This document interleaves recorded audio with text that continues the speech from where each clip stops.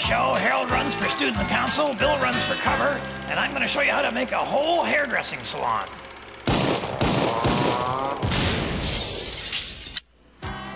And now here's the head honcho and the stomach honcho, the CEO of the IPB, if you like a man of letters, not that he reads them, my uncle, the star of the show, Red Green.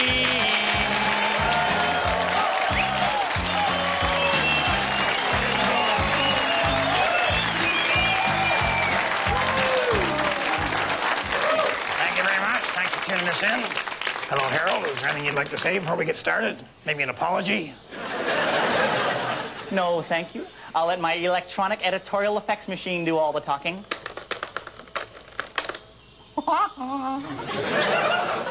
Amazing that he do that while I'm holding a hammer, isn't it? Big week up at the lodge this week. Old man Sedgwick has announced that he wants to get back to nature.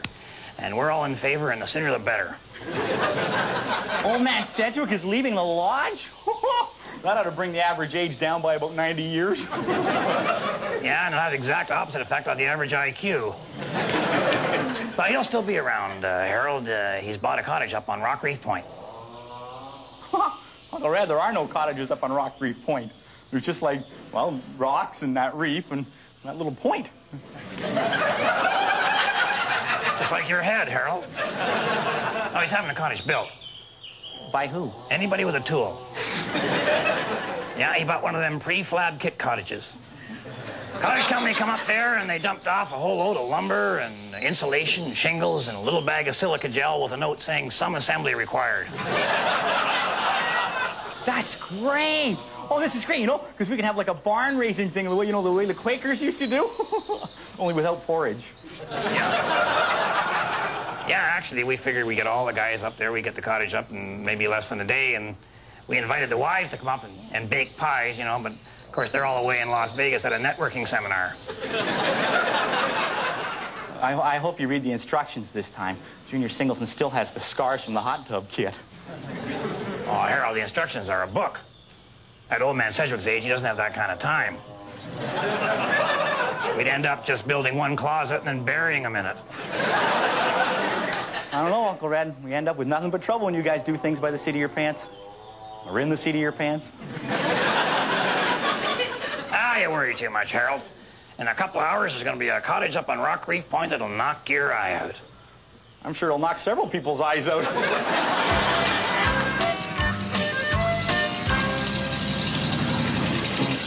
I remember one morning I arose from my bunk. Everybody thought I'd been sprayed by a skunk. They got the tomato juice and scrubbed me to death, but it turned out to be my breath.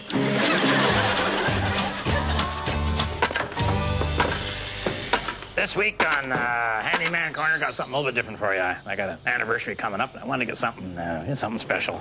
So I thought maybe create some special gifts that you could give to, say, to your wife, or maybe your girlfriend, or even that very special woman in your life, or all three, you know. So I'm thinking to myself, well, for starters, maybe we could create our own special kind of lady shaver. Come on in here a minute, Harold, will you? And I'm thinking to myself, why don't we just use duct tape to, say, shave a leg? Because it takes a long time to shave a leg, doesn't it, Harold? Just kidding you. All right, so you got a piece of duct tape, and then all of a sudden you got no cream to worry about, no sharp blades, and no messy cleanup. You just stick her on there and just snap it right off, like this. That didn't hurt, did it? Hello. Boy, looks like a throw rug.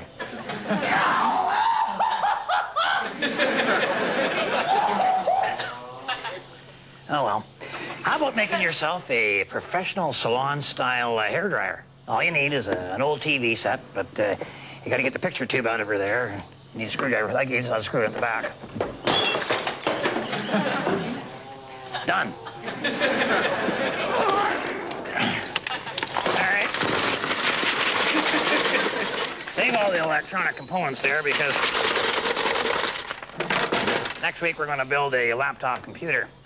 And you're also going to need an old toaster, but all you need is the stuff out of the inside. Keep the case, because when we build the computer, this will be our dual floppy drive. All right, once we get the heater and the timer out of the toaster, get them mounted inside the TV set, we put that whole deal onto this fancy-looking desk lamp, and what we have there is a very professional-looking hair dryer, the type of thing you see in there, those real super-duper salons that smell kind of funny.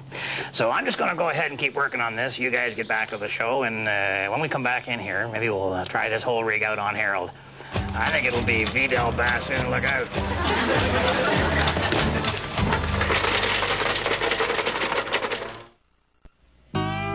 And now it's that part of the show where we get to expose those three little words that men find so hard to say, I don't know. And today, claiming to be experts are my Uncle Red and, of course, Mr. Dougie Franklin.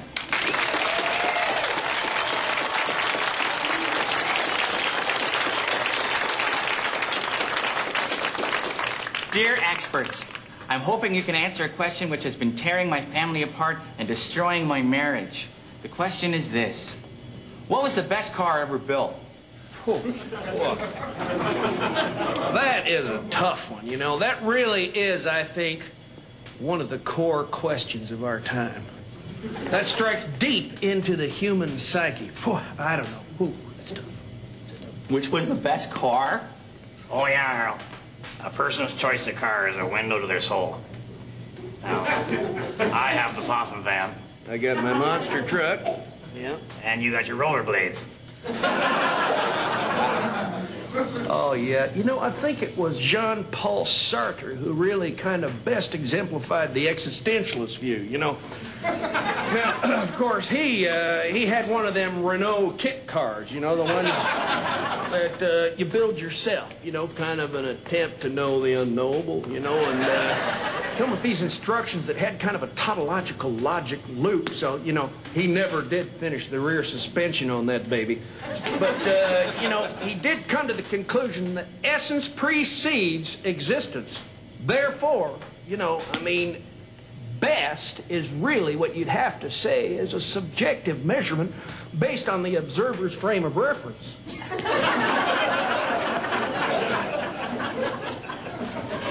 Right. Oh, yeah. Oh,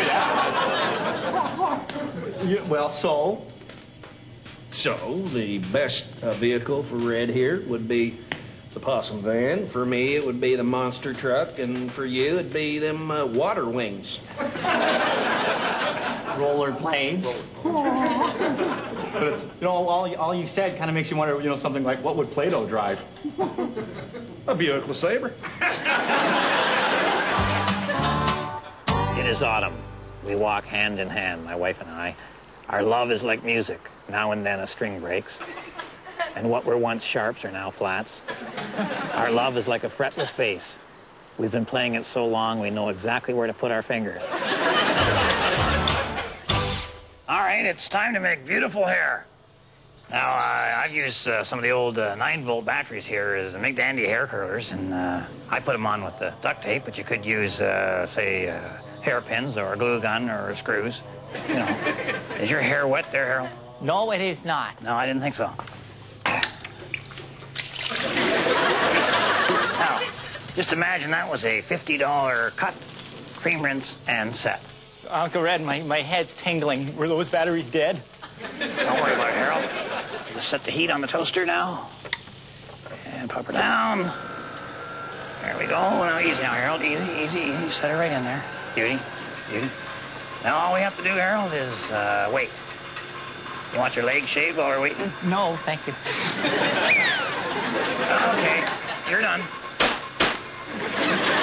All right. Okay, everything's good. How do I look? I look okay, right? Well, let me just put a little mousse on that. What'd you do that for? Well, I was frosting your tips there, Harold. So, well, there you have it. So remember, if the women don't find you handsome, they should at least find you handy. Is that water still dripping? No, that's battery acid, Harold. Oh, yeah. I went to ask Joshua for help, but he was all tied up on some land deal. Well, I guess that means you're going to be too busy to help old man Sedgwick. He's building a cottage up on Rock Reef Point, you know. Rock Reef Point is not zoned for cottage, Red. It's a bird sanctuary. What? Are you sure? Yeah. Tried to buy it once for a landfill site. lawyers are all over me. If he tries to build anything up there, the Echo Freaks will just make him tear it down. Well, Dolly, I better go tell him. Mm-hmm. How do I get out of here? Oh. Oh, I'll help you. Man, I need a secretary real bad.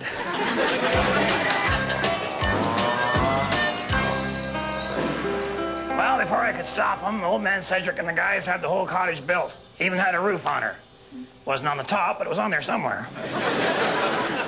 What a mess, too. Boy, there was a chimney that all zigzagged out the doorway, and there was wires on the bottom of the tub, which was out in the front porch, which was in the basement. How's the guy supposed to close the window with all the plumbing coming out of it like that? Well, they're just not all that good at reading a blueprint. Well, maybe if they looked at it. That might be a good first step. I think the real problem came, though, is when they divided the guys into two teams and made a race out of it.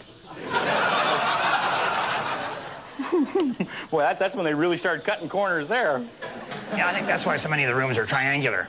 But don't forget, these are volunteers, Harold. And in the long run, volunteers are the most expensive workers you'll ever have. So anyway, after they installed the shower in the kitchen, in the attic, they wanted to fire up the gas water heater. And when they turned everything on, water was coming out the gas line, but nothing was coming out the water line. So Junior Singleton went down into the basement to see who had hooked up the gas. And as soon as he hit the switch, remembered the answer was nobody. Because the whole place exploded. Is that what that was? I thought they were blasting in the quarry again. Of course, you know, I did wonder when I looked up and I saw that cottage in the sky. Yeah, you don't see that too often. Well, it's only the second time this year. But there's a good side, because now old man Cedric doesn't have to tear the cottage apart just to comply with the zoning bylaw.